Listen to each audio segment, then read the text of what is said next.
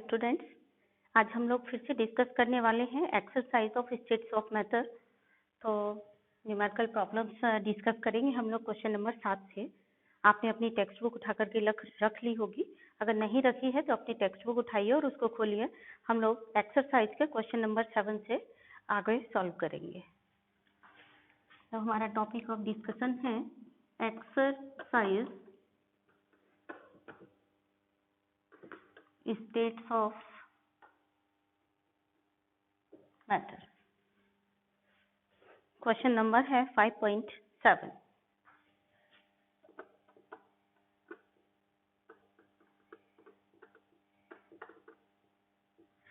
पढ़िए क्वेश्चन में क्या दिया हुआ है, देखिए ध्यान से। What will be the pressure exerted by a mixture of 3.2 gram of methane and 4.4 gram of carbon dioxide contained in a 9 dm cube flask at 27 degree centigrade. यानी क्वेश्चन ये है कि आप क्वेश्चन को पढ़िए ध्यान से। एक फ्लास्क है, ये फ्लास्क का वॉल्यूम है कितना, 9 dm क्यूब, ठीक है। और इसमें मिक्सचर है दो गैसेस का, मीथेन का और कार्बन डाइऑक्साइड का।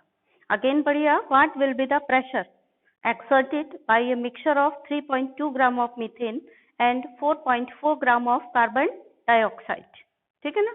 इसमें मीथेन है और CO2 है, ठीक है। मीथेन है 3.2 ग्राम, कार्बन डाइऑक्साइड है 4.4 ग्राम,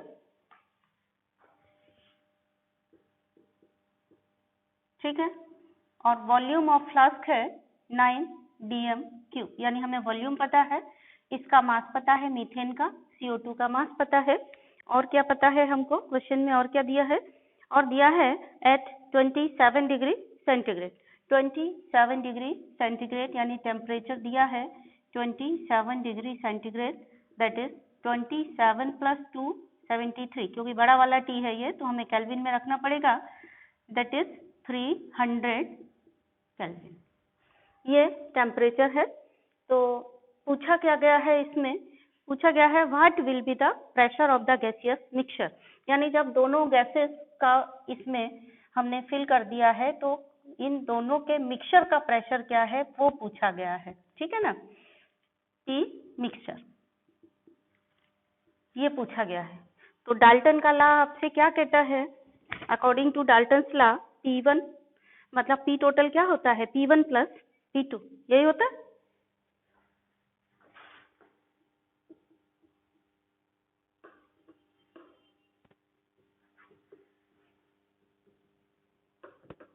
मिक्सचर का प्रेशर क्या होता है, P मिक्सचर = P1 + P2, ठीक है। तो यहाँ पर क्या हो जाएगा, P मिक्सचर = क्या हो जाएगा, P मिक्सचर हो जाएगा PCH4 + PCO2, यानी CH4 का प्रेशर एंड CO2 का प्रेशर अगर हम निकाल लें किसी तरीके से तो हमें P मिक्सचर पता चल जाएगा। यानी अगर हमने एनालिसिस सही की है तो हमें अपने आप रास्ता मिल जाएगा कि हमें करना क्या है इस क्वेश्चन में, ठीक है। आधा का रास्ता आपका क्लियर हो गया। अब आपको सोचना ये है कि P1 P2 यानी PCH4 और PCO2 हम कैसे निकालेंगे। तो PCH4 के लिए देखो हमारे पास क्या है निकालने के लिए, हम जानते हैं PV = nRT, है ना। तो PV = nRT ये हमें पता है, हमें निकालना है P, तो P = हो जाएगा nRT/V, ठीक है। और PCH4 = n कितना हुआ, CH4 का n यानी n की जगह हम रख देंगे मास/मोलर मास, ठीक है। तो m कितना है 3.2 और CH4 का मोलर मास कितना होता है, CH4 यानी 12 और 4 16, 16 इंटू R की वैल्यू क्या होगी प्रेशर आप जिस यूनिट में रखेंगे उसी यूनिट में प्रेशर आएगा, तो आर की वैल्यू आपको सोच समझ करके रखनी है।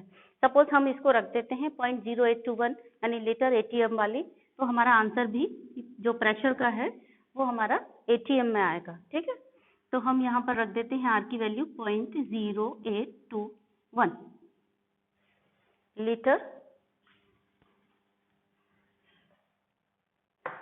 ATM mole inverse. ठीक, और आर की वैल्यू हो गई, टी की वैल्यू कितनी है 300 अपॉन वी, वॉल्यूम कितना है हमारा 9।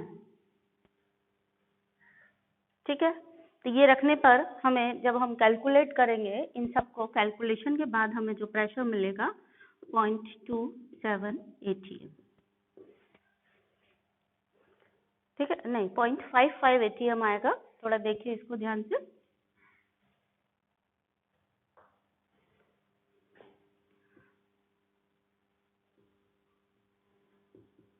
ये आएगा अपना, जब आप इसको कैलकुलेट करेंगे तो ये आ जाएगा 0.55 एटीएम।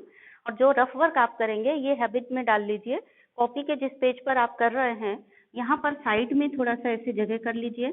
जो भी ये कैलकुलेशन करेंगे आप रफ वर्क यहाँ करिए सामने, जिससे कि ये दिखाई दे कि आपने रफ वर्क किया है और आपने सेल्फ किया है, आपने नकल नहीं की है। तो और यहाँ पर साफ सुथरा करिए रफ वर्क। चाहे तो करने के बाद उसको हल्का सा ऐसी लाइन कर दीजिए, या नहीं भी ऐसे लाइन खींचेंगे तो भी कोई दिक्कत नहीं है, लेकिन रफ वर्क सामने ही करिए। कई बच्चों की आदत होती है कहीं भी किसी भी पेज पे रफ वर्क करते हैं, तो आप सामने करिए, साफ सुथरा करिए, या हैबिट में डाल लीजिए अपने रफ वर्क करने का। पेज को हमेशा 1/3 में डिवाइड करिए, 2 पार्ट में फेयर वर्क करिए, और जो 1/3 पार्ट है उसमें साइड में रफ वर्क सामने करिए। ऐसा हैबिट में डाल करके हमेशा रखिए, चाहे आप 11th में हैं चाहे आप 12th में हैं, किसी भी क्लास में। चलिए नेक्स्ट हमारे पास क्या आ गया, PCO2। PCO2 है कितना, इसी फॉर्मूले में रखेंगे m/m, m की value 4.4 upon 44 into 0.0821 upon 9 into 300। तो ये जब आप कैलकुलेट करोगे तो ये आएगी 0.27 ATM। तो P टोटल क्या हो गया, या P मिक्सचर क्या हो गया, P मिक्सचर हो गया PCH4 प्लस PCO2। PCH4 है आपका 0.55 एंड PCO2 है आपका 0.27। तो दोनों को टोटल करेंगे तो 0.82 ATM ये आ गया आपका आंसर।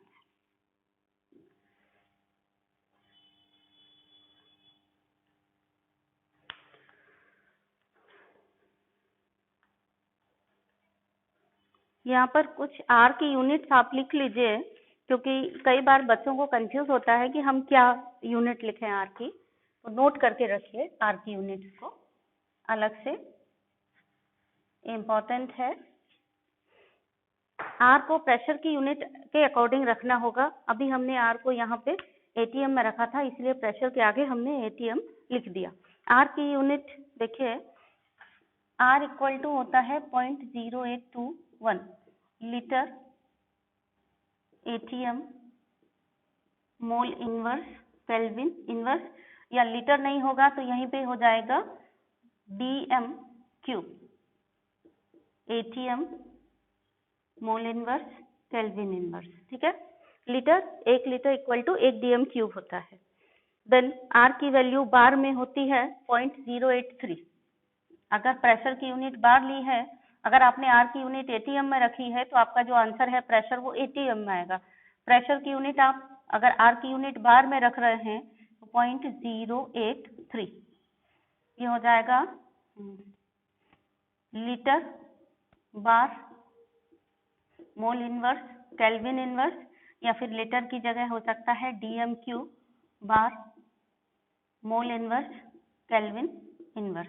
ठीक है, और ये आर की वैल्यू कहाँ पे रखोगे? ये जो आप स्टेट्स ऑफ मैटर पढ़ रहे हो इसमें आर की वैल्यू ज्यादातर या तो बार में रखी जाएगी या तो फिर एटीएम में रखी जाएगी। और जब आप एनर्जी के कंसेप्ट पढ़ोगे यानी थर्मोडायनेमिक्स पढ़ोगे तब आर की वैल्यू आपकी रहेगी 8.314। आप 12th में फिर से जब सॉल्यूशन पढ़ेंगे तो सॉल्यूशन में सारे कंसंट्रेशन को डील करते हैं तो एटमॉस्फेरिक प्रेशर वहाँ पे यूज होता है। और एटमॉस्फेरिक प्रेशर जब वहाँ पर यूज होगा तो सॉल्यूशन के चैप्टर में यानी 12th क्लास में जब आप सॉल्यूशन पढ़ेंगे तो वहाँ पे सारी आर की जो वैल्यूज हैं वो 0.0821 वाली यानी ये वाली रखी जाएंगी। ठीक है, अभी स्टेट्स ऑफ मैटर में आप क्या देखेंगे? जो भी प्रेशर की यूनिट है उसी के अकॉर्डिंग आप आर की यूनिट रखेंगे। अगर आर बार में दिया है तो आप बार वाली यूनिट रखिए। अगर आपका आर एटीएम में प्रेशर एटीएम में दिया है तो आप आर की यूनिट जो है वो एटीएम वाली रखेंगे। आर की एक और यूनिट होती है थर्मोडायनेमिक्स में जो यूज होती है, R equal to 8.314 joule kelvin inverse. इसको मोटे मोटे अक्षरों में बिल्कुल अलग लिख लीजिए। ए प्लस ग्रेड की बात है, ये कंफ्यूज नहीं होना है। तो अगर आपको ये चीजें क्लियर हैं तो आप फिर कंफ्यूज नहीं होंगे, नहीं तो आप क्वेश्चन लगाते रहेंगे और आपका आंसर आएगा नहीं। पता चला है कि आप आर की वैल्यू रख रहे हैं 8.314 जो आपने रट रखी है, लेकिन आपको रखनी थी एटीएम में या बार में, वो नहीं रख रहे हैं। बार और एटीएम में ज्यादा अंतर नहीं है, अगर आप आर की वैल्यू गलत भी रख देते हो तो आंसर आ जाता है, लेकिन टेक्निकली वो गलत हो जाता है। इसलिए जो यूनिट्स हैं उनको ध्यान में रखते हुए ही आप हमेशा वैल्यू प्लेस करेंगे, ये ध्यान देंगे। ठीक है,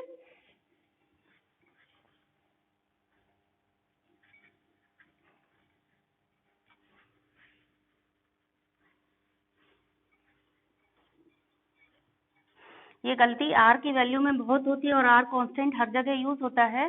तो आर कांस्टेंट की जो वैल्यू है, तीनों वैल्यू एक साथ याद करिए, एक साथ उनको रिकॉल करिए कि आर की वैल्यू कब कहाँ रखेंगे।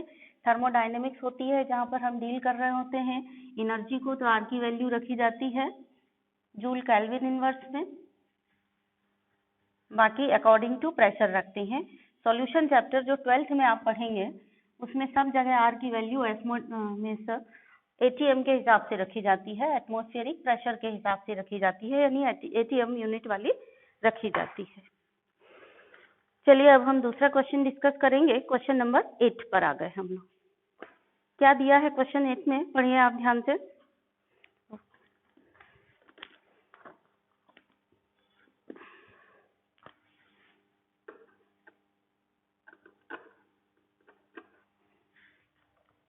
सबसे पहले क्वेश्चन का हम एनालिसिस करेंगे।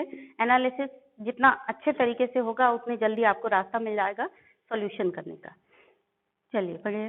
What will be the pressure of the gaseous mixture when 0.5 litre of H2 at 0.8 bar and 2 liter of dioxygen at 0.7 bar are introduced in a 1 liter vessel at 27 degree centigrade। ठीक है, मतलब ये हुआ कि हमारे पास एक, फिर से ध्यान से पढ़ लीजिए आप ध्यान से। What will be the pressure of the gaseous mixture when 0.5 litre of H2 at 0.8 bar. यानी हमारे पास एक कंटेनर है,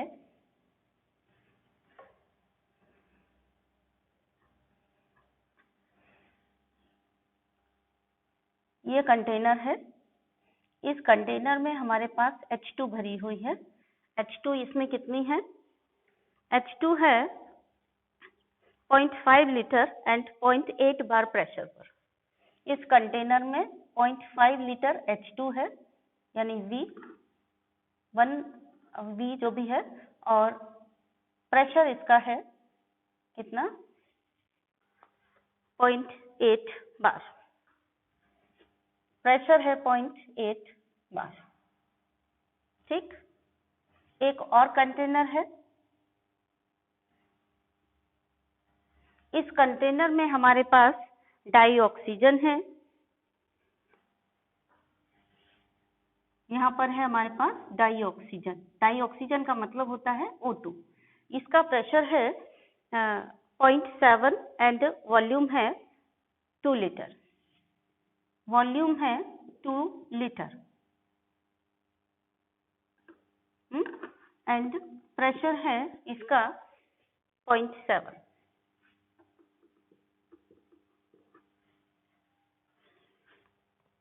ये अब पार्शियल प्रेशर ऑफ H2, ये हम पहले निकाल लेंगे। पहले इसमें दिया क्या है, दिया ये है कि इस कंटेनर में खाली कंटेनर है, इसमें हमने इसको भी डाल दिया और इसको भी डाल दिया, ठीक है। और क्या कह रहे हैं, फिर से पढ़ लीजिए। What will be the pressure of A gaseous mixture, यानी इन दोनों का मिक्सचर हमने इसमें बना दिया, इसको भी डाल दिया और इसको भी डाल दिया। 0.5 litre 0.8 bar H2 and 2 liter and 0.7 bar are introduced in a 1 litre of vessel. ये वाली जो वेसल है कितनी है, 1 लीटर की है। इस वेसल का वॉल्यूम 1 लीटर है और ये कितने डिग्री सेंटीग्रेड पर है, 27 डिग्री सेंटीग्रेड पर। टेम्परेचर ये दिया है, यानी टेम्परेचर यहाँ पे कितना दिया है, 27 plus 273 kelvin, that is 300 kelvin, ये टेम्परेचर दिया है। अब हमने क्या किया है, H2 को भी इसमें डाल दिया, इसको भी इसमें डाल दिया। अब इस कंटेनर में जो प्रेशर है वो पूछा गया है, ठीक है, यही पूछा गया। क्वेश्चन को जितने बार आप पढ़ेंगे उतना जल्दी आपको समझ में आ जाएगा, इसलिए बहुत ध्यान से और एग्जाम में भी हैबिट डालिए कि आप क्वेश्चन को, जो भी न्यूमेरिकल प्रॉब्लम है, अगर आपको पढ़ने से ऐसा लगता है कि समझ में नहीं आ रहा है तो आप उसको दोबारा से रीड कर लें, तीसरी बार भी रीड कर लें, तो आपको अच्छे से समझ में आ जाएगा कि वहां पर क्या दिया गया है, ठीक है। तो अब हमें क्या निकालना है, पी मिक्सचर, दोनों गैसेस को मिक्स करके जो भी प्रेशर बना वो निकालना है। तो फिर से वही बात आ गई डाल्टन्स लॉ वाली, कि डाल्टन्स लॉ क्या कहता है, इसमें जो मिक्सचर होगा उसमें जो भी हाइड्रोजन का प्रेशर होगा और डाई ऑक्सीजन का प्रेशर होगा, उन दोनों का total pressure is equal to P mixture. यानी पी मिक्सचर क्या होगा, पी मिक्सचर होगा PH2 प्लस PO2, ठीक है। तो अब हम सोचें कि PH2 हम कैसे निकाल सकते हैं। इस कंटेनर में हाइड्रोजन की वजह से पार्शियल प्रेशर कितना है हम कैसे निकाल सकते हैं, यानी हाइड्रोजन का प्रेशर इस कंटेनर में कितना पड़ रहा है हम कैसे निकालेंगे। तो हाइड्रोजन अभी इस कंडीशन में थी और जब हमने कंटेनर में डाली तो इस कंडीशन में आ गई, यानी उसका ये क्या हो गया, वॉल्यूम हो गया। और प्रेशर हमें पता नहीं है तो प्रेशर हम निकाल सकते हैं। तो हाइड्रोजन के लिए ये वाली कंडीशन हो गई, हाइड्रोजन जब यहाँ प्रेजेंट है तो ये फर्स्ट कंडीशन हो गई हाइड्रोजन के लिए, और जब हाइड्रोजन को हमने इसमें डाल दिया तो हाइड्रोजन के लिए सेकंड कंडीशन हो गई। कंटेनर में आकर के हाइड्रोजन वही वॉल्यूम ऑक्यूपाई कर लेगी जो कंटेनर का है, ये आपने पढ़ रखा है। कोई भी दो नॉन इंटरेक्टिंग गैसेस होंगी, जिस कंटेनर में होंगी दोनों गैसेस का वही वॉल्यूम होगा। ऐसा नहीं है कि आधा वॉल्यूम इसका हो गया आधा वॉल्यूम इसका हो गया जो हमने इस कंटेनर में डाला, ऐसा मत सोचना। दोनों नॉन इंटरेक्टिंग गैसेस हैं, दोनों का ही वॉल्यूम सेम होगा और दोनों का ही वॉल्यूम कितना होगा, इस कंटेनर का जो भी वॉल्यूम है वही इसका भी वॉल्यूम होगा। जब हम इसमें डाल देंगे वही वॉल्यूम, कंटेनर वाला वॉल्यूम ही इस गैस का होगा, ठीक है। तो हाइड्रोजन का पार्शियल प्रेशर हम निकालेंगे यहाँ पर।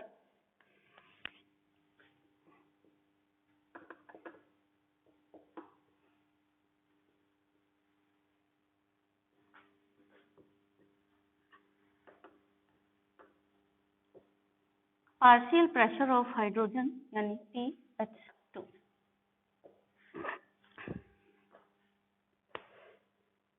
ये हो गया, हमें क्या पता है P1 V1 equal to P2 V2। तो अभी P1 यहाँ पर कितना है, इसको हम P1 और V1 मान लेते हैं, ठीक है। तो P1 यहाँ पर है 0.8 इंटू V1 कितना है 0.52 इक्वल टू, यहाँ प्रेशर है P2, इसको हम मान लेते हैं P2, और यहाँ हम इसको लिख दें PH2 जो भी है इंटू V2, यहाँ पे लिख देते हैं PH2, ठीक है, इंटू V2।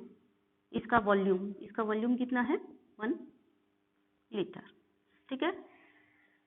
अब ये देख लो, ये 0.52 भी आपने काय में लिया है, लीटर में लिया है, और ये 0.8 आपने काहे में लिया है, ये लिया है आपने बार में, ठीक। तो PH2 ये क्या आ गया, ये आ गया 0.40, लीटर और लीटर कैंसिल हो गया, बार। ध्यान दीजिए ये लीटर थे, ये लीटर कैंसिल हो गया, यूनिट केवल बार में आ गई, PH2 आ गया 0.40 बार। अब पार्शियल प्रेशर ऑफ O2 निकालेंगे।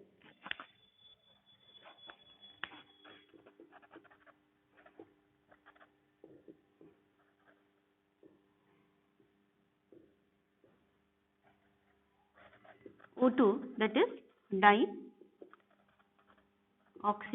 Gas.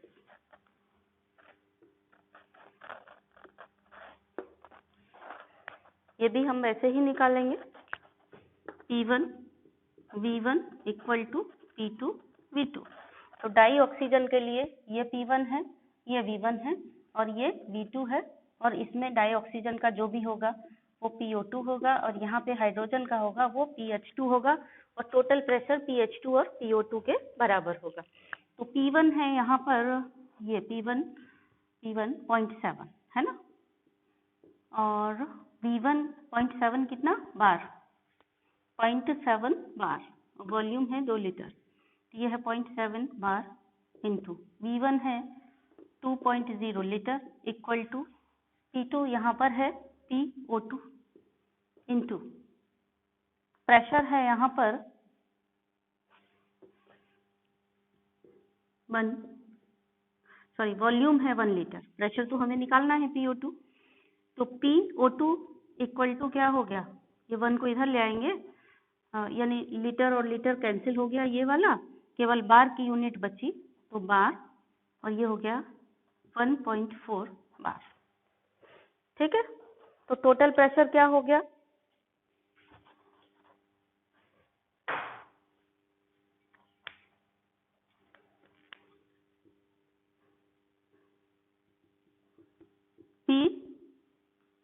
PH2 plus PO2।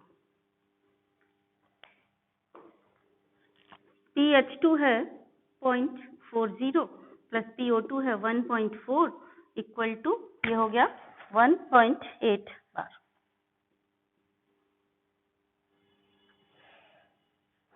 Next question देखते हैं, ध्यान से पढ़िए क्या क्या दिया है। Density of a gas is found to be 5.46 gram DM3, यानी डेंसिटी दी गई है डी 5.46 ग्राम DM3। और क्या दिया है, टेम्परेचर T दिया है 27 डिग्री। फिर से पढ़ लीजिए, density of a gas is found to be 5.46 gram decimetre cube at 27 degree centigrade at 2 bar pressure. तो टेम्परेचर दिया है हमको 27 डिग्री सेंटीग्रेड, इसको केल्विन में बदल लेंगे, प्रेशर दिया है 2 bar, and what will be its density at STP। STP पर इसकी डेंसिटी पूछी गई है। ठीक है, तो टेम्परेचर दिया है T 27 degree centigrade, that is 27 plus 2 73 kelvin equal to 300 kelvin, और प्रेशर दिया है 2 bar. What will be its density at STP। तो डेंसिटी एट STP पूछी गई है। देखिए डेंसिटी आपको पहले भी दे रखी थी और डेंसिटी ही फिर से पूछी गई है, तो फिर अब आपको क्या करना चाहिए, अब आपको ये करना चाहिए कि पहले वाली डेंसिटी को D1 मान लीजिए और बाद वाली डेंसिटी को D2 मान लीजिए, D1 एंड ये बाद वाली जो डेंसिटी है D2, इसको D2 मान लीजिए। ठीक है, और कुछ दिया है, और दिया है STP कंडीशन। तो STP पर डेंसिटी आपसे पूछी गई है, तो एट STP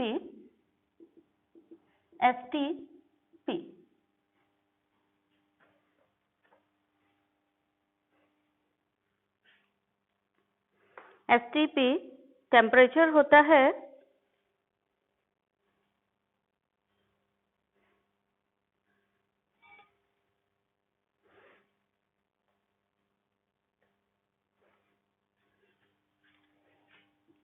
ये बार में है, तो हम यहाँ पे STP टेम्परेचर बार वाला ले लेंगे, तो होता है 1.013 बार एक्चुअल में होता है। अप्रोक्सीमेट हम 013 जो है वो 1 के बराबर मान सकते हैं एकदम। कैलकुलेशन में जब हम कैलकुलेशन करेंगे तो 1.013 सोचते नहीं रहेंगे, क्योंकि कैलकुलेशन इसको 0.013 का कोई ज़्यादा वैल्यू होता नहीं है, तो इसको 1 मान करके कैलकुलेशन कर लेंगे तो हमारा सही और जल्दी हो जाएगा। ये है। तो अपनी दो कंडीशंस हमको दी गई हैं और पूछा गया है डेंसिटी। तो दो कंडीशन में पहले हम डेंसिटी का फॉर्मूला बना लें। डेंसिटी का फॉर्मूला जिसमें प्रेशर भी हो और टेम्परेचर भी हो, ऐसा कोई फॉर्मूला आपने पढ़ा है जिसमें प्रेशर और टेम्परेचर दोनों आते हों? पढ़ा है ना डेंसिटी का? आपने पढ़ा है, आइडियल गैस इक्वेशन पढ़ी है, PV equal to nRT। PV equal to nRT आपने पढ़ा है, आइडियल गैस इक्वेशन। इसमें अगर हम यहाँ V की जगह डेंसिटी वाला रख दें और यहाँ पे m/m रख दें, तो ये डेंसिटी वाला फॉर्मूला हम इसी से बनाते हैं, ड्राइव करते हैं। तो उसी को देख लीजिए, अगर हमने यहाँ V की जगह रख दिया, V की जगह रख दिया क्या, D/m, m/d सॉरी, है ना, ये होता है, और D इक्वल टू होता है m/v, so V equal to हो जाएगा m/d, है ना। यहाँ पे V रख देते हैं, तो V इक्वल टू हो गया m/d, m/d equal to n की जगह हम रखेंगे m/ बड़ा वाला m यानी molar mass, mass upon molar mass into RT। तो ये मास और ये मास कट गया, D को अगर हम इधर ले जाएंगे तो DRT इक्वल टू PM हो गया। ठीक है, ये चलना चाहिए नीचे नीचे नीचे, हम नीचे न चल के उधर चल रहे हैं, लेकिन आप अपनी कॉपी में हमेशा बराबर के नीचे आएंगे। मैं थोड़ा सा अपनी जगह बचा रही हूँ इसलिए उधर चल रही हूँ। ठीक है, अब हमारे पास क्या आ गया, चलिए उधर नहीं जाते हैं, नीचे ही आते हैं। DRT इक्वल टू PM हो गया, तो D इक्वल टू हो गया PM/RT। अब अगर दो कंडीशन है हमारे पास D1 D2, तो हम इसी इक्वेशन को कैसे लिख सकते हैं कि D1 equal to P1 M1 RT1 equal to, और D2 इक्वल टू हो गया P2 M2 अपॉन RT2, क्योंकि R तो कांस्टेंट है। ठीक है, अब यहाँ पर क्या है आपका, ध्यान से देखना, क्योंकि गैस वही है, गैस तो बदली नहीं है। ठीक है, तो since in both conditions gas is same, so M1 equal to M1 और M2 बराबर हो जाएंगे। ठीक है, तो M1 और M2 को हम यहाँ से क्या कर सकते हैं, हटा सकते हैं। अभी हम क्या करें, इन दोनों को मिलाकर के एक फॉर्मूला बना लेते हैं। ये इसको मान लिया हमने इक्वेशन 1, इसको मान लिया इक्वेशन 2, तो D1 अपॉन D2 करके जो फॉर्मूला बनता है उसको बना लेते हैं। इसको हम मिटाना नहीं चाह रहे हैं क्योंकि यहाँ से वैल्यू रखेंगे देख करके, तो हम ऐसा करते हैं कि इसको यहाँ बना लेते हैं इस तरफ। ठीक, तो हमारे पास फॉर्मूला आ गया, D1 अपॉन D2 करेंगे तो ये आ जाएगा P1 M1 अपॉन RT1, और अपॉन में ये वाली जो संख्या जाएगी इसके अपॉन में ऐसे जाएगी ये P2 M2 अपॉन RT2, तो इसको जब हम पलटेंगे तो ये संख्या इधर आ जाएगी, तो हम सीधे पलट के लिख रहे हैं RT2 अपॉन P2 M2। समझ गए होंगे आप, मैंने इसको यहाँ नीचे न रखकर उसका पलट करके उधर लिख दिया है, तो ये संख्या आ गई अपने पास। अब इसमें से कुछ चीजें कट सकती हैं, जैसे हमने कहा यहाँ पे M1 equal to M2, M1 और M2 बराबर है, तो ये कट जाएगा यहाँ से, क्योंकि गैस का मोलर मास सेम है दोनों कंडीशन में, इसको हम काट सकते हैं। तो हमारे पास अब क्या बचा, R और R भी कैंसिल हो गया, ये भी R है और यहाँ भी R है, ये भी कैंसिल हो गया। अब हमारे पास फाइनल फॉर्मूला क्या बच गया, देखिए D1/T2 equal to T1/T1 into T2/T2। अब देखिए क्या इनकी वैल्यू हमारे पास दी गई है, हम D2 निकाल सकते हैं। ये सारी वैल्यूज दी गई है क्या, एक बार चेक कर लीजिए। D1 की वैल्यू आपको ये दी गई है, D1 की वैल्यू। यहाँ पे P1 क्या है, P1 ये वाला फर्स्ट कंडीशन, यहाँ D1 है तो D1 के ही करस्पॉन्डिंग T1 होगा और उसी के करस्पॉन्डिंग वाला P1 होगा। इसको हमने D2 माना है डेंसिटी, STP वाली डेंसिटी को, तो STP का जो प्रेशर है वो होगा P2। ठीक है, ये वाला ये प्रेशर होगा P2 और जो STP का टेम्परेचर है वो होगा T2। टेम्परेचर यहाँ लिखा नहीं है, नहीं लिखा है तो आपको पता है STP का टेम्परेचर क्या होता है। एट STP यहाँ लिख लीजिए, टेम्परेचर इज 273 केल्विन। ये हमें पता होना चाहिए हमेशा, हर जगह हमको जहाँ भी STP शब्द यूज हो रहा होगा उसको हमें अपने मन से लिखना होगा। तो चलिए सारी चीजें हमको पता चल गई, अब हम इनकी वैल्यू रख देते हैं। तो D1 की जगह हम क्या रख दें, D1 की जगह रख दिया हमने 5.46 अपॉन D2 हमें निकालना है। T1 की जगह हम क्या रख दें, 2 रख दें इंटू T2 कितना है 273 रख दिया। अब T1 की जगह हम क्या रखेंगे, T1 यहाँ पर है 300 अपॉन P2 की जगह हम क्या रखेंगे, चूंकि हम यहाँ पर बार में ले रहे हैं तो इसलिए बार रखेंगे। STP पर जो टेम्परेचर जो प्रेशर होता है, प्रेशर अगर ATM में लेंगे तो 1 ATM प्रेशर होता है STP का। ठीक है, इसको मैं मिटा देती हूँ थोड़ा सा।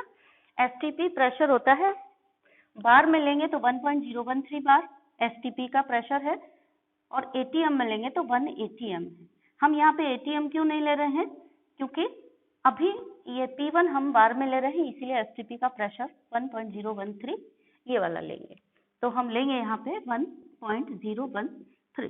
ठीक है, लेकिन थोड़ी सी बुद्धिमानी आप क्या दिखा देंगे कि 1.013 को मान लेंगे कि अप्रोक्सीमेटली 1 के बराबर है, क्योंकि 0.013 कोई बड़ी संख्या नहीं है, तो इसलिए आप उसको सिंपली काट पीट सकते हैं, यानी 1 ऐसे सिंपली हटा सकते हैं 1 मान करके। तो D2 इक्वल टू क्या हो गया, D2 को एक तरफ रख के बाकी सारी चीजों को हम एक तरफ कर दें। ठीक है, तो D2 के साथ ये दोनों टर्म आएंगे और ये 3 टर्म एक साथ आएंगे, तो D2 इक्वल टू क्या हो गया, ये 3 टर्म एक साथ जाएंगे तो 5.46 इंटू 300 इंटू 1.013 अपॉन 2 इंटू 273। तो D2 इक्वल टू हो जाएगा, जब आप इन सबको सॉल्व कर लेंगे तो 3 ग्राम पर DM क्यूब हो जाएगा ये।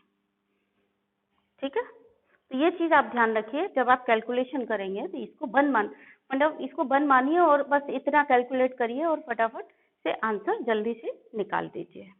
देन चलिए नेक्स्ट क्वेश्चन है हमारे पास 10 नंबर क्वेश्चन, इसको ध्यान से देखिए क्या दिया है और उसको सॉल्व करिए।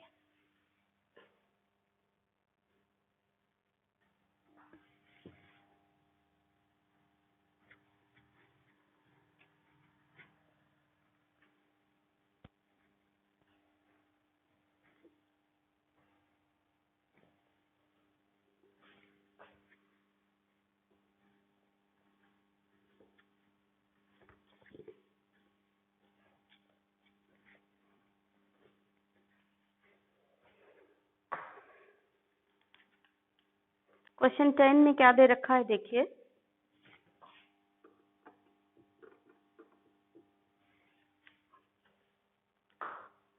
(34.05 ml of phosphorus vapors weighs 0.0625 gram at 546 degree centigrade and 1 bar pressure.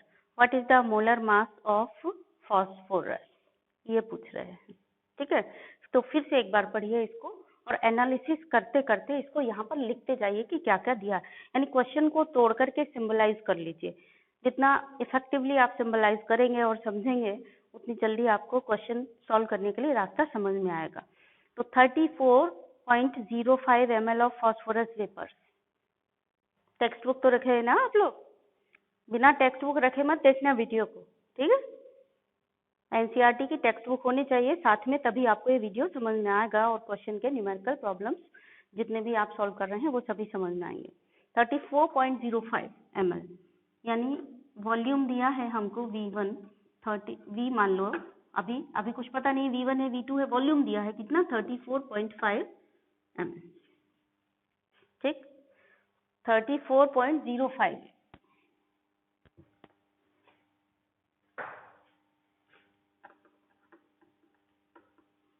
और क्या दिया है हमको, पढ़िए ध्यान से। 34.05 ml ऑफ फॉस्फोरस वेपर्स, ये फॉस्फोरस की वेपर्स दी गई है, वेज 0.0625 ग्राम, ठीक है? यानी इनका जो मास है कितना है 0.0625 ग्राम, इनका मास है 0.0625 ग्राम। और क्या दिया है एट 546 डिग्री सेंटीग्रेड, यानी टेम्परेचर दिया है 546 डिग्री सेंटीग्रेड। डिग्री सेंटीग्रेड को हम प्लस 273 करेंगे तो ये हो जाएगा 3 and 6 9 7 4 11 और 5 2 7 और 1 8 819 केल्विन, 819 केल्विन ये हमारा टेम्परेचर हो गया, ठीक है? और क्या दिया है, प्रेशर दिया है 0.1 बार, प्रेशर दिया है 0.1 बार। और क्या दिया है हमको, और कुछ भी नहीं दिया है। What is the molar mass of phosphorus, ये पूछा है हमसे, पूछा है मोलर मास ऑफ फॉस्फोरस, ये पूछा गया है। तो बच्चों मोल कंसेप्ट अगर आपको पता होगा और अच्छे से आपने समझा होगा तभी आप ये क्वेश्चन कर पाओगे, अदरवाइज नहीं कर पाओगे, ठीक है?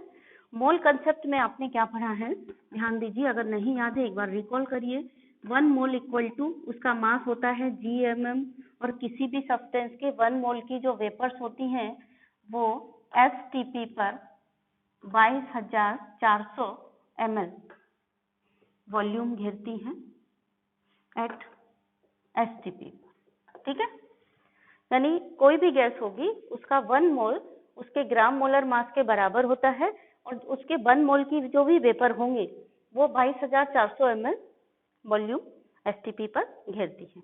तो अगर हम किसी तरह से ये निकाल लें, कोई ऐसा कनेक्शन निकाल लें कि इनकी, क्योंकि यहाँ पे वेपर्स दी गई है, तो देखिए एक कंडीशन तो ये दी गई है, STP की कंडीशन हमें पता होती है, नॉर्मल सिचुएशन में वेपर्स का वॉल्यूम इतना है, STP पे इन्हीं वेपर्स का वॉल्यूम कितना होगा ये निकाल लें हम यहाँ पे कैलकुलेट करके, ठीक है?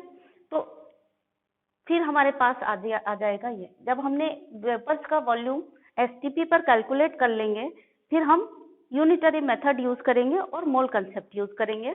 क्या यूज करेंगे कि इतने ग्राम का जो भी वॉल्यूम है, सपोज यहाँ पे वॉल्यूम आ गया x, STP पर आपका V2 आ गया x, ठीक है? तो इतने ग्राम का यानी सॉरी इतने ml आया ना, इतने ml वेपर्स का मास इतना है, तो 22,400 ml वेपर्स का मास कितना होगा, वही उसका मोलर मास के बराबर होगा, जो भी मास होगा 22,400 ml का जो भी मास होता है वो ग्राम मोलर मास के बराबर होता है या GMM के बराबर होता है। तो हम यहाँ पे इन वेपर्स का वॉल्यूम STP पर निकाल लें, ठीक है? तो STP पर हम कैसे निकाल सकते हैं, एक कंडीशन हमें ये दी गई है, कंबाइंड गैस लॉ को यूज करके STP पर हम इन्हीं वेपर्स का वॉल्यूम निकाल सकते हैं। और जब हमारा STP पर इन्हीं वेपर्स का वॉल्यूम निकल आए फिर हम यूनिटरी मेथड यूज करके और ये मोल कंसेप्ट यूज करके हम उसका मोलर मास निकाल सकते हैं, क्योंकि हमें पता है कि किसी भी गैस का 22,400 ml जो भी वॉल्यूम होगा वो जितना उसका मास होगा वही उसका मोलर मास होगा। तो सिंपल सी बात है, इतने ml का मास इतना है तो 1 ml का कितना होगा, तो 22,400 ml का कितना होगा मास, जो भी मास आएगा वही इसका मोलर मास होगा, ठीक है ना? तो चलिए अब हम देखते हैं कि V2 निकाल कैसे सकते हैं। तो हमें लिखनी पड़ेगी STP की कंडीशन। तो जब हम इन सबको मान लेते हैं V1, T1 एंड P1, ठीक है, और STP को मान लेते हैं कंडीशन 2, ठीक, एट STP। तो STP टेम्परेचर T2 क्या होता है 273 केल्विन, और प्रेशर क्या होता है P। ध्यान दीजिए प्रेशर अगर ATM में लेंगे तो 1 ATM होता है, लेकिन अगर बार में लेंगे तो 1.013 बार होता है। अब आप किस में लेंगे, अगर आपको प्रेशर यहाँ बार में दिया गया है तो फिर आप कौन सा प्रेशर रखेंगे, ये वाला प्रेशर रखिए, बार वाला। क्लियर होता है आपको, फिर ATM वाला मत रखिए, दोनों एक ही बराबर हैं, चाहे 1 ATM लिखें या 1.013 बार लिखें। ये आपको अपने दिमाग से सोचना पड़ेगा कि आप बार लिखें प्रेशर या ATM लिखें, वो अकॉर्डिंग टू सिचुएशन आपको सोचना पड़ेगा। ये चीज आपको ध्यान में रखनी है। तो 1.013 बार हो गया आपका P2, और T2 आपको पता है, P2 आपको पता है, और V2 आपको कैलकुलेट करना है। तो लगा लीजिए अपना formula, P1 V1 upon T1 equal to P2 V2 upon T2, ठीक है। तो रखिए वैल्यू,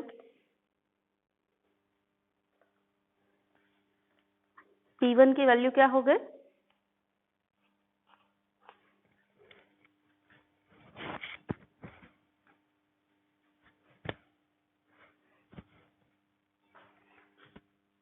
P1 यहाँ पर है 0.1 बार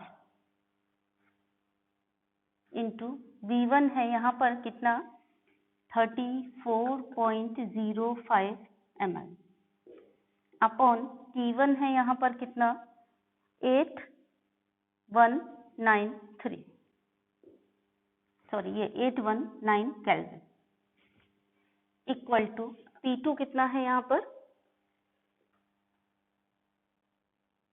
P2 1.013 बार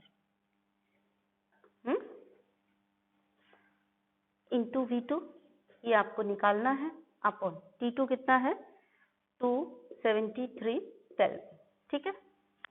अब V2 को एक तरफ करके आप सारी चीजें एक तरफ कर लीजिए, यानी 0.1 bar into 34.05 ml into 273 kelvin upon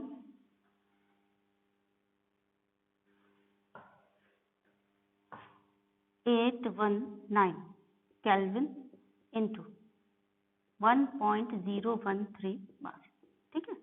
बार से ये बार का ये कैंसिल हो गया, ये K की यूनिट इसके से कैंसिल हो गई, ml अकेला बचा, और इसको जब कैलकुलेट करेंगे तो ये आ जाएगा आपका, कैलकुलेट करने के बाद 11.20 ml। इसको बाकायदा इधर 1/3 पेज में कैलकुलेट करेंगे आप स्टेप बाय स्टेप, और फिर ही आंसर लिखेंगे, ठीक है, पूरा कैलकुलेट करके। तो ये आ गया आपका V2। रफ वर्क मुझे आपकी कॉपी में दिखाई देना चाहिए, आप जो मुझे होमवर्क सेंड करेंगे कंप्लीट करके, वहाँ पे आपका रफ वर्क भी होना चाहिए साइड में। 1/3 पेज में रफ वर्क होना चाहिए, 2/3 में ये सब फेयर वर्क होना चाहिए, सारे कैलकुलेशन दिखने चाहिए मुझे। अब इतनी बात हो गई कि V2 हमारा आ गया 11.20 ml। अब यूनिटरी मेथड अप्लाई कर लें हम, ठीक है, और मोलर मास निकाल लें।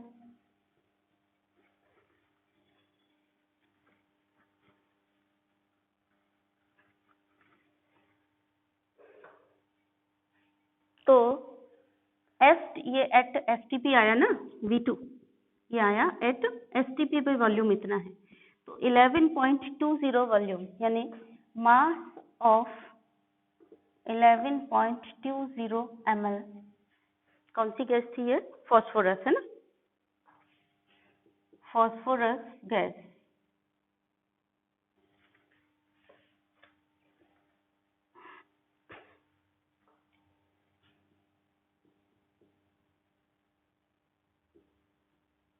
at STP is पॉइंट कितना दिया है 0625 ग्राम 0625 ग्राम। इसलिए mass of 1 ml phosphorus gas at STP equal to कितना हो जाएगा, यहाँ पे थोड़ी जगह कर लेते हैं,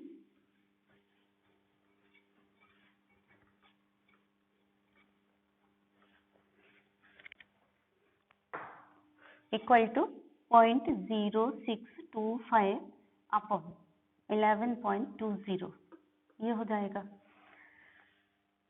इसलिए mass of 22,400 ml phosphorus gas at STP equal to 0.0625 upon 11.20 into 22,400।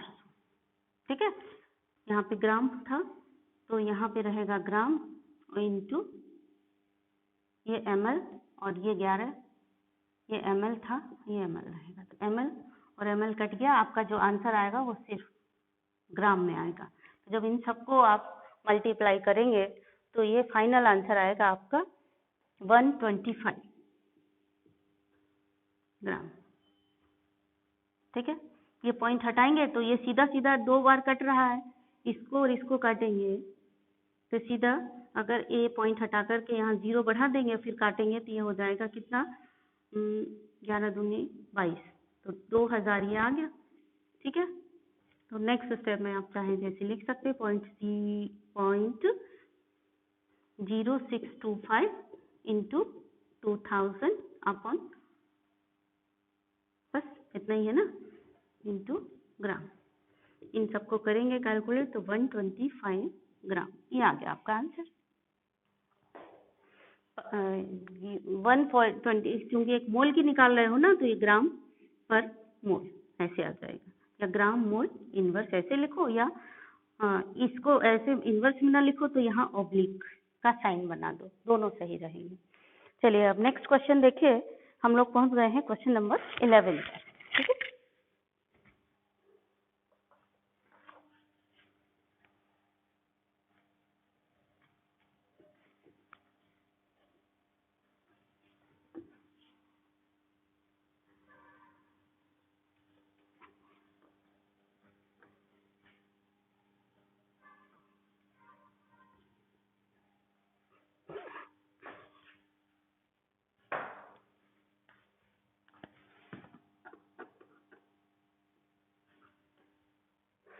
Question 11 क्या कह रहा है, a student forgot to add the reaction. आप हमारे साथ, मैंने कैसे बताया वैसे पढ़िए, पेंसिल लीजिए और एक एक वर्ड पर पेंसिल की टिप रखते हुए आगे बढ़िए, बहुत ध्यान से पढ़िए।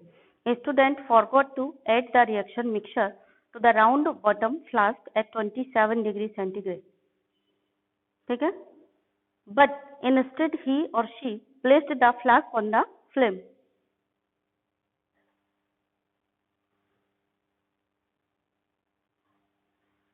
तो 27 डिग्री पर किसी स्टूडेंट ने फ्लास्क उठाया और रिएक्शन मिक्सचर उसमें डालना भूल गए। ठीक है, उसके बाद क्या हुआ, after a lapse of time, थोड़े समय बाद उसको रियलाइज हुआ, he realized his mistake and using pyrometer he found the temperature of the flask was 477। उसने फ्लास्क को हीट करने के लिए रख दिया और उसको रिएक्शन मिक्सचर उसमें डालना भूल गए। ठीक है ना, और कुछ समय बाद उसने देखा कि रिएक्शन मिक्सचर का टेम्परेचर कितना हो गया, 477 डिग्री सेंटीग्रेड हो गया। What fraction of air would have been expelled out, air का कितना फ्रैक्शन एक्सपेल्ड आउट हो गया होगा, यानी कितनी एयर एक्सपेल्ड आउट हो गई होगी, ये आपको बताना है। ठीक है, तो इनिशियली कितनी थी और एक्सपेल्ड आउट होकर के कितनी बाहर चली गई, यानी कितना फ्रैक्शन चला गया, इनिशियल के कंपैरिजन में कितना फ्रैक्शन बाहर गया, उसका आपको ये बताना है। ठीक है, तो देखिए क्या क्या दिया है हमको क्वेश्चन में। सबसे पहले पोस्टमार्टम करके हम लिखते हैं। टेम्परेचर कितना दिया है, 28 student forget to add reaction mixture to the round bottom flask at 27 degree centigrade. उसने जो फ्लास्क है उसको फ्लेम पर रख दिया, लेकिन उसमें रिएक्शन मिक्सचर नहीं डाला है।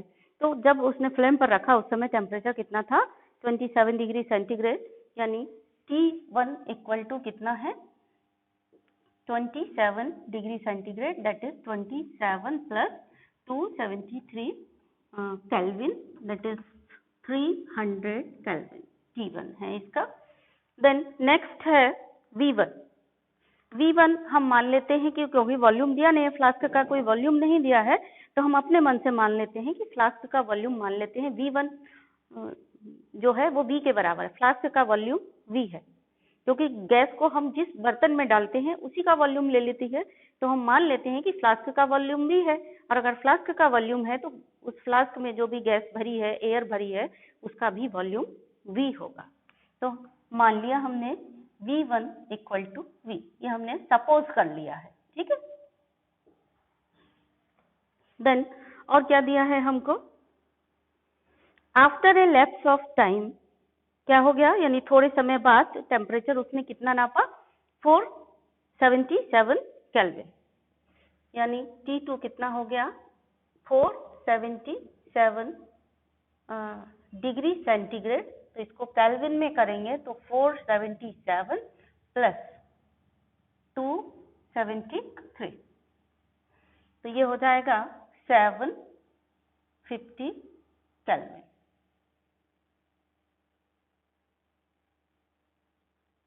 हम्म, 750 केल्विन हो गया T2। और हमें निकालना है V2 कितना है, कितना फ्रैक्शन चला गया, मतलब V2 नहीं निकालना है, पहले V2 निकालेंगे तब हम फ्रैक्शन निकाल पाएंगे, क्योंकि हमें निकालना है fraction of air expelled out. और fraction of air expelled out हम तब निकाल सकते हैं जब हमें V2 पता हो। तो हमें ये इतना निकालना है, पहले V2 निकालेंगे, फिर fraction of air expelled out कितना हुआ वो निकालेंगे। तो यहाँ पे देखिए प्रेशर कांस्टेंट है, तो प्रेशर कांस्टेंट लिखा नहीं है, लेकिन वेरिएशन किस में हो रहा है, T में और V में हो रहा है। तो आप समझ जाइए कि T और V वेरी कर रहे हैं, इसका मतलब प्रेशर कांस्टेंट है। यानी यहाँ पे आप कौन सा लॉ लगाएंगे, क्योंकि वेरिएशन V और T के अकॉर्डिंग हो रहा है, तो आपका कौन सा लॉ यहाँ लगेगा। लॉ जरूर लिखिए जिससे आपको याद रहे, लिखते लिखते ही याद हो जाएगा। According to Charles law, V1 upon T1 equal to V2 upon T2। ये सारी वैल्यूज आपको पता है, इनको लिख लीजिए। तो V1 कितना है, V1 को आपने माना है V, और T1 है कितना 300। V2 आपको निकालना है, और T2 कितना है 750। तो V2 इक्वल टू क्या हो गया, 750 अपॉन 300 इंटू V। तो V2 इक्वल टू हो गया आपका 2.5 V।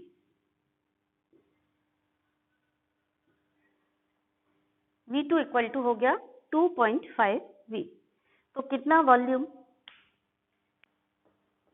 कम हो गया, ठीक है। तो final volume minus initial volume,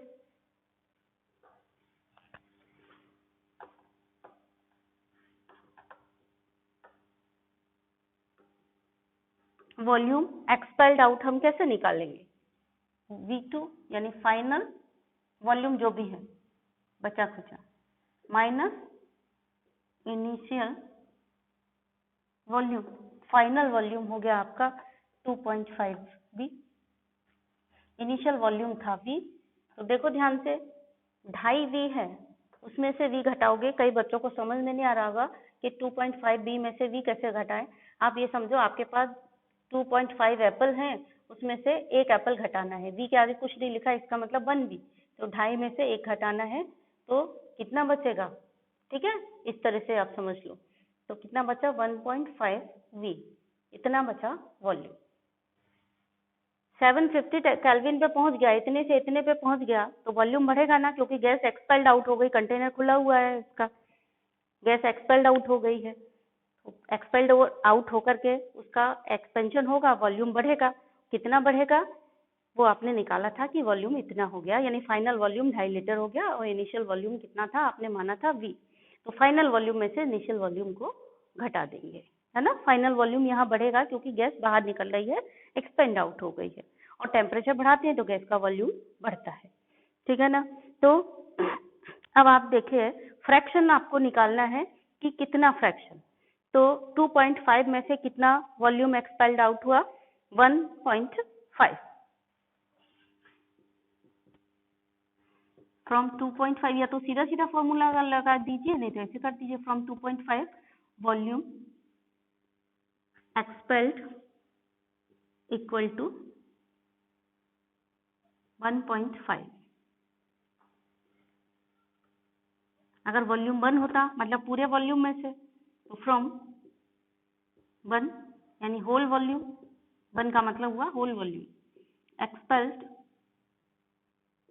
1.5 upon 2.5 यानी 15/25 यानी 5 या 15, 5 यानी कितना फ्रैक्शन एक्सपेल्ड आउट हो गया, 3/5 फ्रैक्शन इसका एक्सपेल्ड आउट हो गया, ठीक है। चलिए नेक्स्ट क्वेश्चन है हमारा क्वेश्चन नंबर 12। देखिए ध्यान से क्या दिया है इसमें,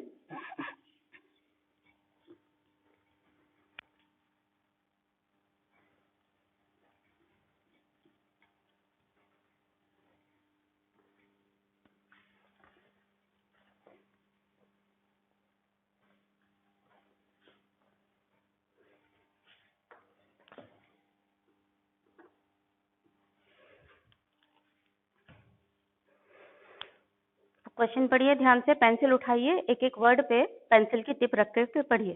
calculate the temperature of 4.0 mole of a gas occupying 5 dm cube at 3.32 bar R equal to 0.083 bar dm cube kelvin inverse mole inverse, यानी R की वैल्यू आपको यहाँ पर दी गई है। आप फटाफट लिखते जाइए क्या क्या दिया है।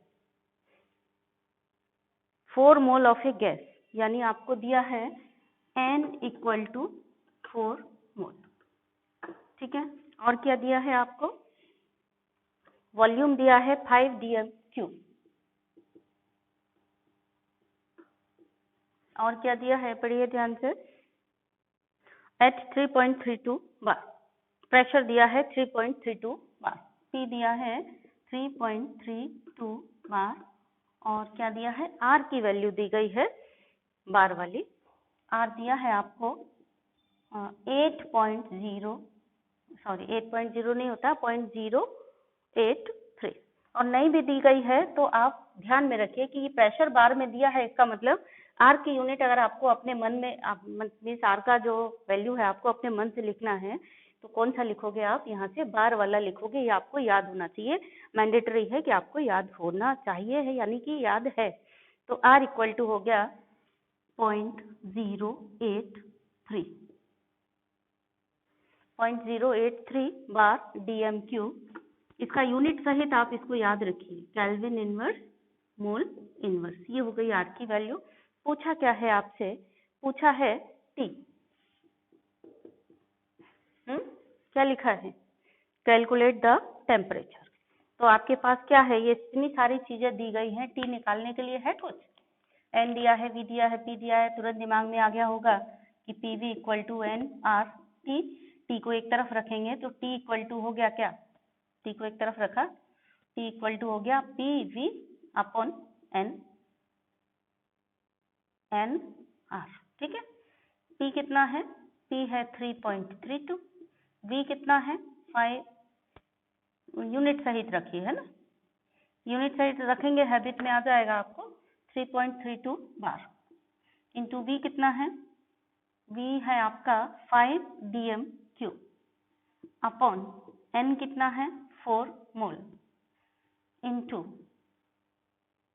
R कितना है 0.083 बार, dm क्यूब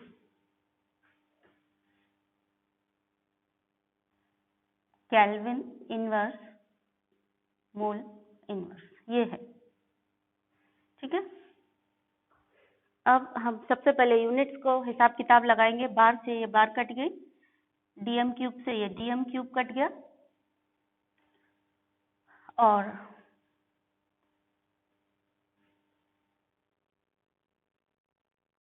ये देखिए मोल है और यहाँ पर मोल इनवर्स है।